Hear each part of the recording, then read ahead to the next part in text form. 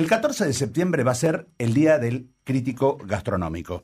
Este proyecto fue presentado por el legislador del PRO, Jorge Guayalde, y fue aprobado por 49 votos. Es justo un homenaje a uno de los profesionales que aparecieron con la modernidad y que va generando prácticas sociales habituales, tales como consultar una publicación para definir, por ejemplo, una salida familiar.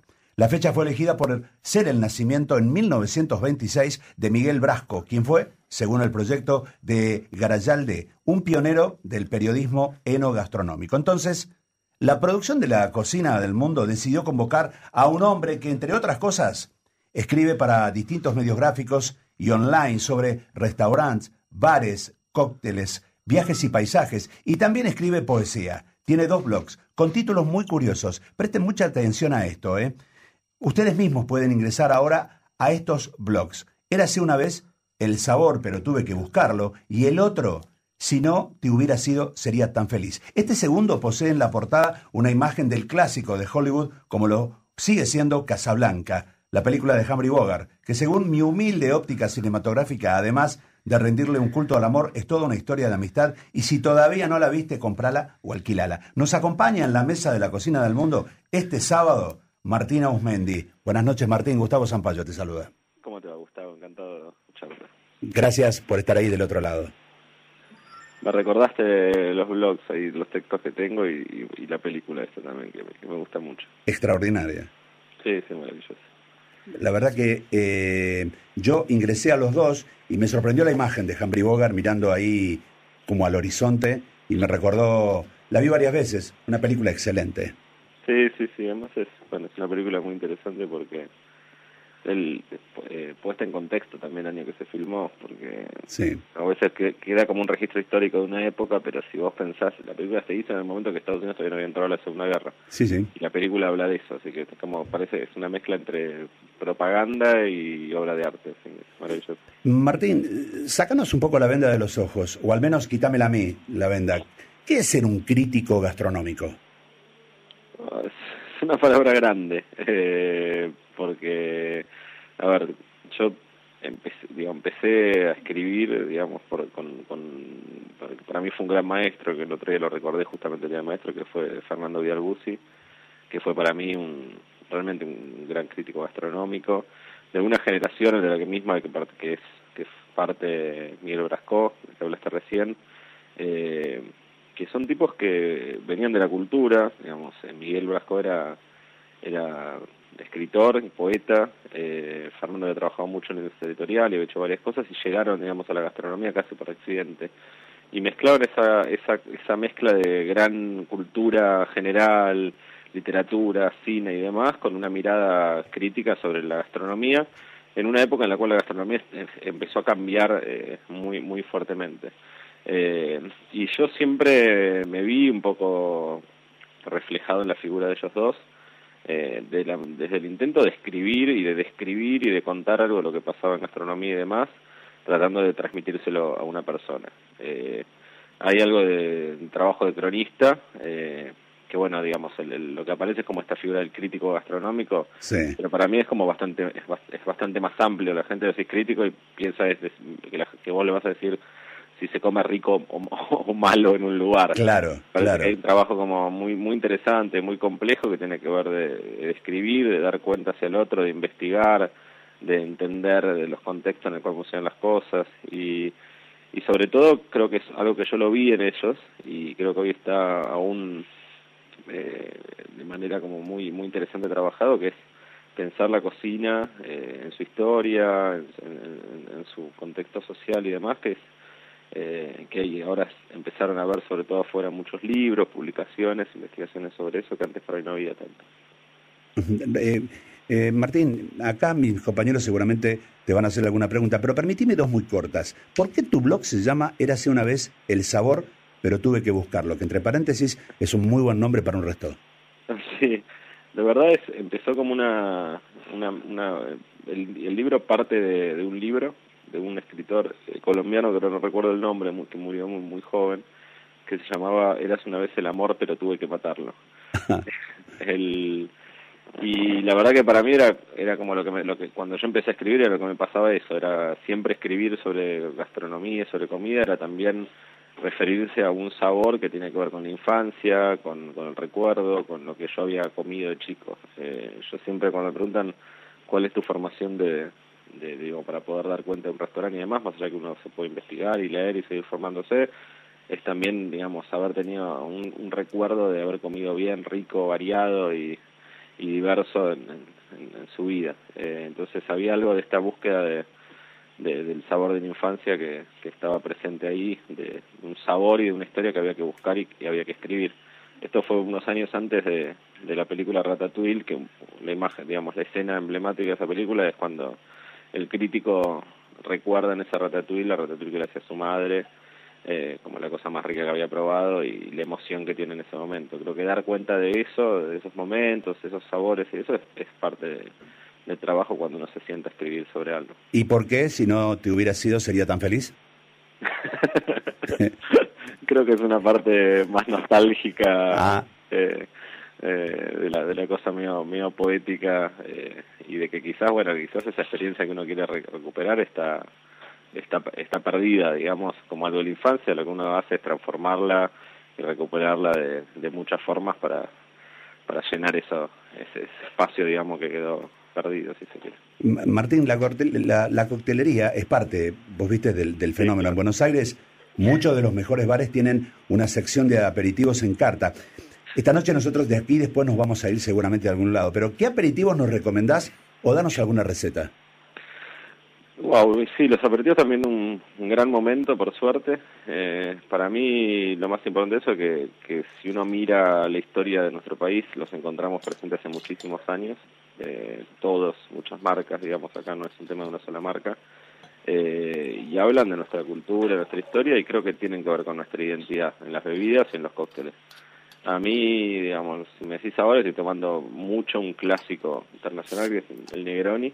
Ujú. eh, pero que lo bueno es que lo puedes encontrar en cualquier bar donde hay un barman, lo saben preparar, pero también vas a encontrar, cada barman hoy tiene su propia versión del Negroni, y ahí es donde cada uno le puede empezar a dar su impronta y su marca y su estilo y su búsqueda en la propia versión. Es un trago que se permite fácilmente versionar, Sí.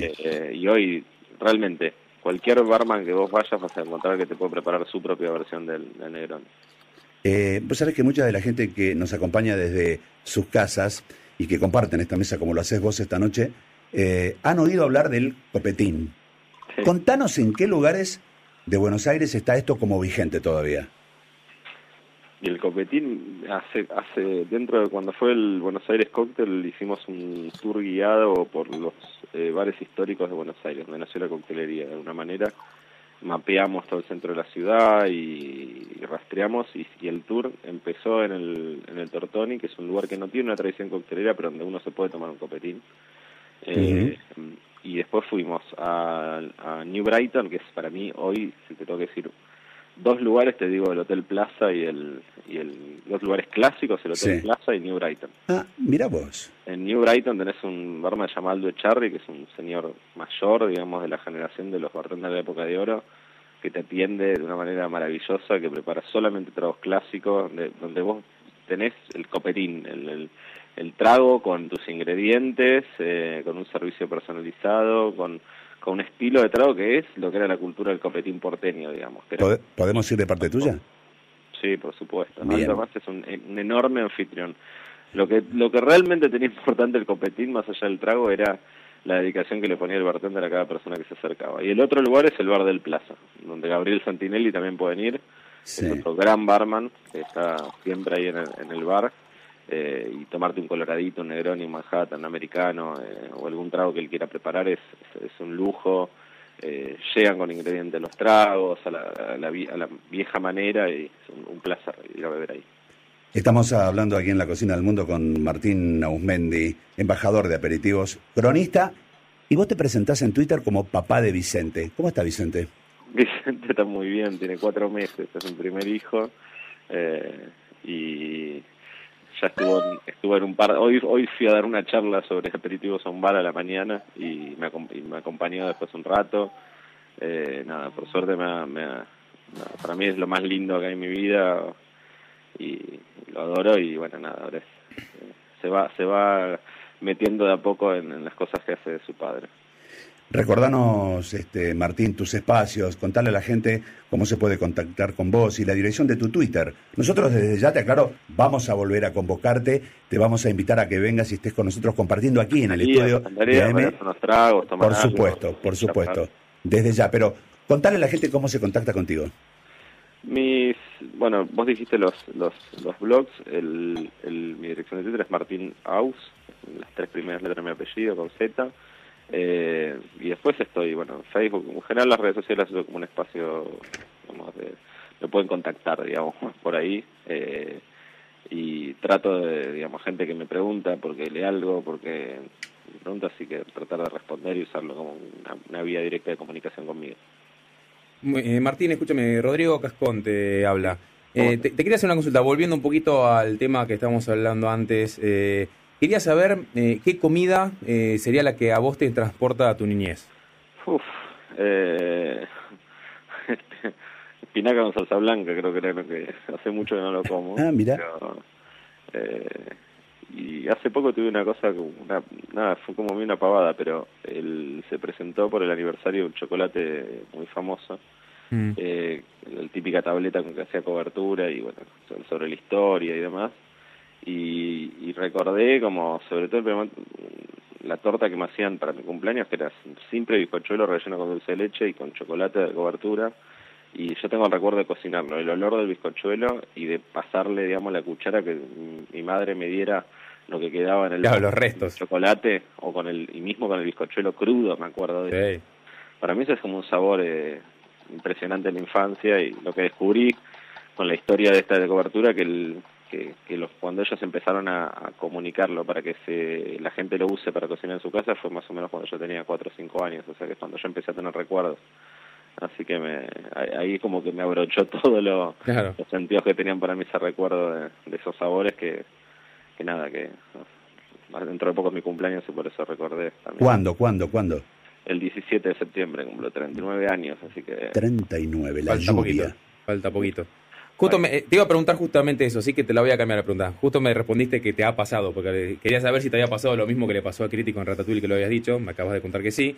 Y entonces quería preguntarte, ya que me dijiste qué comida te transporta, una cena que te haya transportado, no la comida, sino una cena que hayas vivido con gente en particular, o sea, que recuerdes que te marque, que te haya marcado. Mira, la verdad que por suerte muchas, me encanta, me gusta cocinar, he cocinado para muchos amigos en mi casa, he tenido cenas en restaurantes muy lindos, he viajado mucho con cenas muy importantes, pero justo lo nombraron a Miguel Albrasco y cuando yo lo conocí a él, tuve 2 cenas a solas con él, lo cual no era muy común por lo menos.